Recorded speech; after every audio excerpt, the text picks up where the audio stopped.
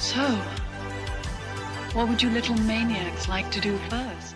Hey everybody, it's Beth. Welcome back to my channel. If you're new here by chance, welcome. Again, my name's Beth. This channel is Miss 80s Movies and Music.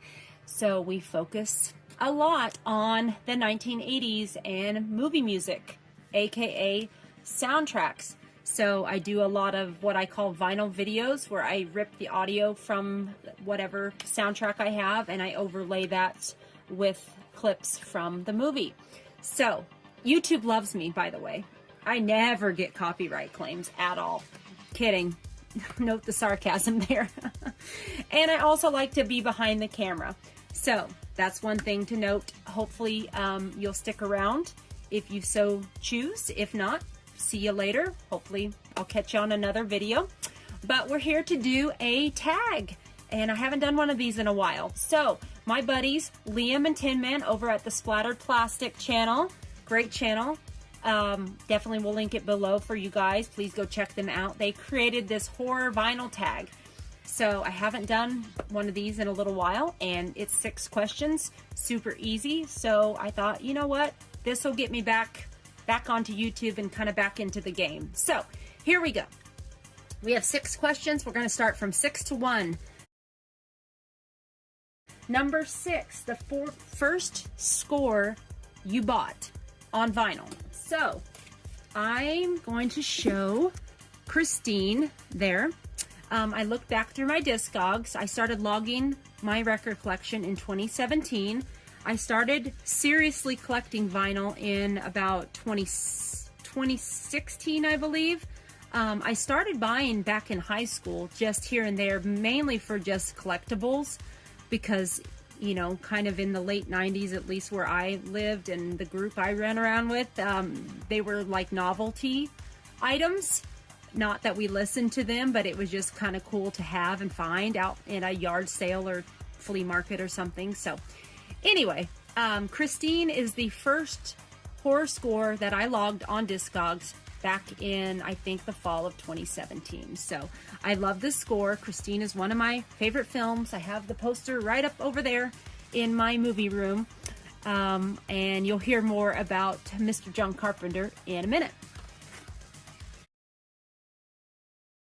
Number 5, favorite composer. So I picked this because I just love the artwork on this, and of course there is Mr. John Carpenter and his lovely face there in cool kind of synthy colors. Yeah, John Carpenter, I know it's kind of a base answer, but he definitely is my favorite horror composer. If I tilted the camera down, which I'm not going to because it took me forever to set this tripod up. I'm rusty, I tell you guys. I haven't done this in a while. But anyway, the cube below here is over 3/4 of the way all John Carpenter scores and soundtracks from his films. So I love him. I love his, you know, synthy goodness, as I like to say. And yeah, he's my favorite. He can't do many wrong things. Yeah, there are a few duds out there, but musically, he's top notch in my book. Number 4, favorite record label. So this one is one that I don't hear a lot of people talking about that I wanted to share some love towards.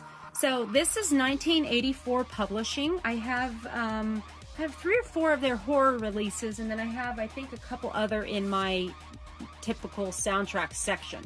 So they started out as a publishing company and put out different books on different genres, you know, all about like horror vinyl, posters. I know they've done a book about like newspaper, movie, print from back in the day, different things like that, Weird Al books, different things, and they've been dabbling in the vinyl world. So there's quite a few releases that they have put out. I own, like I said, I have a few horror releases of theirs. This in particular is the score to the Scream Queen documentary about Mark Patton from Nightmare 2. And this is a great little, if you like synth, you would like this score. Definitely check out the documentary because it's worth checking out as well. But the music of it, it's wonderful. So again, I think they're a great little company, and I would love to see more eyes on them, but not so many that their releases are hard to come by and they sell out so fast, because that would be a problem for me.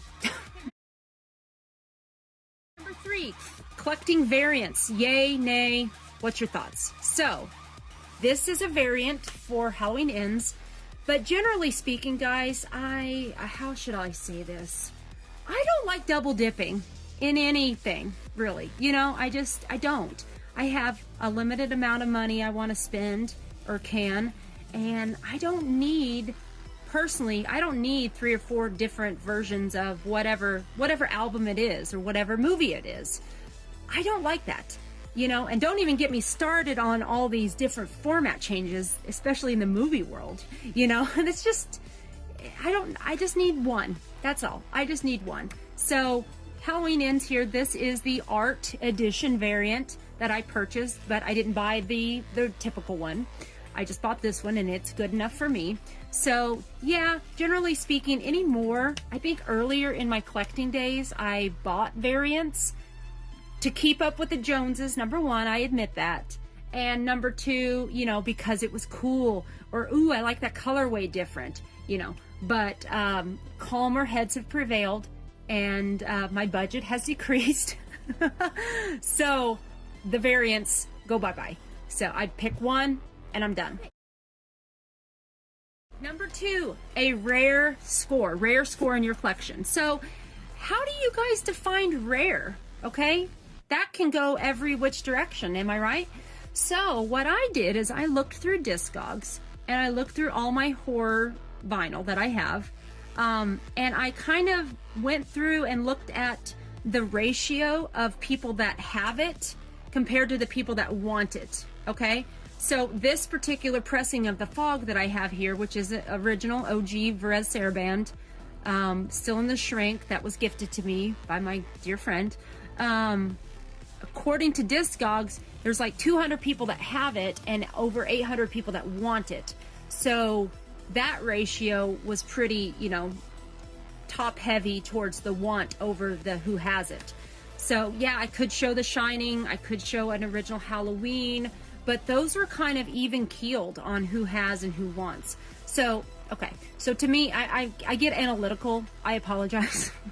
But that's how I determined, you know, what was kind of rare, I guess you could say. So, okay, last question, number 1, a score that you are currently or have listened to recently. So, I'm picking Color Out of Space here because this is the last horror score, horror-ish, I know it's kind of sci-fi too, but horror-ish score that I have listened to. And full transparency here, you guys, and I know this is blasphemy, but I've been taking a little break from horror lately. I've been definitely spinning all my other soundtracks and other genres of music I have. I just needed a break after October. October kicked my butt, I'll say that much, and kind of burnt me out of horror for the time being. Still a fan, still love it, but just being flat out honest with you guys, I haven't spun much horror in the past few months. So this was definitely the last thing that I have spun and listened to. So if you like, if you haven't seen this film, definitely check it out. If you like H.P. Lovecraft, weird, wild, sci-fi, you know, alien, beautiful color film, Nicolas Cage, Crazy Cage, not quite that crazy, but, you know, Cage is in it. The score's wonderful. My friend David recommended it, and yeah, it's a great score. I'm glad to have it in my collection. So there you go, guys. That's my response to Splatterplastic's vinyl tag. Again, check out their channel below and consider doing a reply if you so choose. So thanks, guys. I appreciate you watching. Normal videos will be resuming soon when I get my laptop fixed. So I've been kind of on the down low for a while because of that. But I took it to a shop, and hopefully it'll get fixed very soon. So, thank you guys so much for watching. I appreciate you all. Take care. Have a great day. Be excellent to each other, and we will talk to you soon. Bye-bye.